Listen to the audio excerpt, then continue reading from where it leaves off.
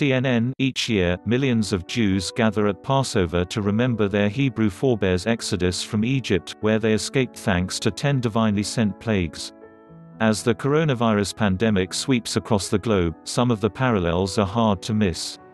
The plagues are a central part of the Seder experience, says Rabbi Ilana Friedman, the chaplain of Jewish life at Duke University. This year it feels like we have an 11th plague circling us. For many Jews, Passover is a celebratory affair, with friends and family gathering in homes, crowding around tables, feasting on food and good conversation.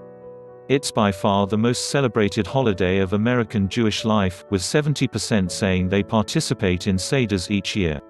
But the holiday, which begins Wednesday evening and lasts for 8 days, will look quite different this year.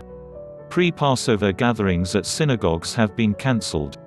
Social distancing and travel restrictions put in place to stop the spread of the virus prohibit that large home gatherings. Multiple trips to the supermarket for horseradish and bitter herbs are out, too. Likewise, the cottage industry created by Passover travel.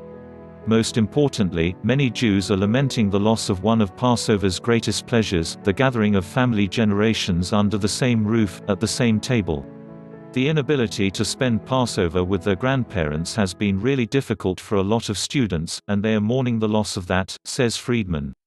At the same time, they realize the risks and that it's not safe for us all to celebrate the holiday together. Many Jews are hosting virtual seders now, as young couples prepare to host their first seders. Rabbis are sending encouragement and tips over text.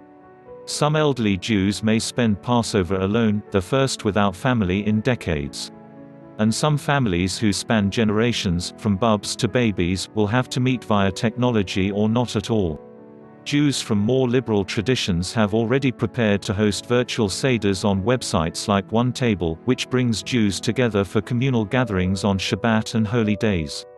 The website will host online 800 seders this year, said CEO and founder Elisa Klein, up from 200 last year.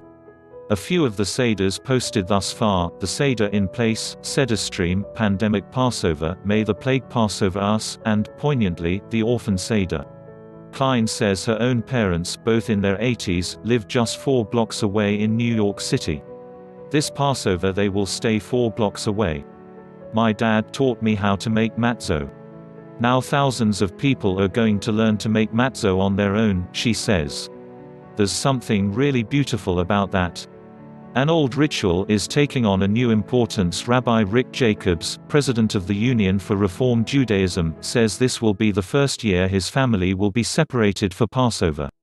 One of his 3 children will stay where he lives in Washington, D.C., rather than travel to New York City.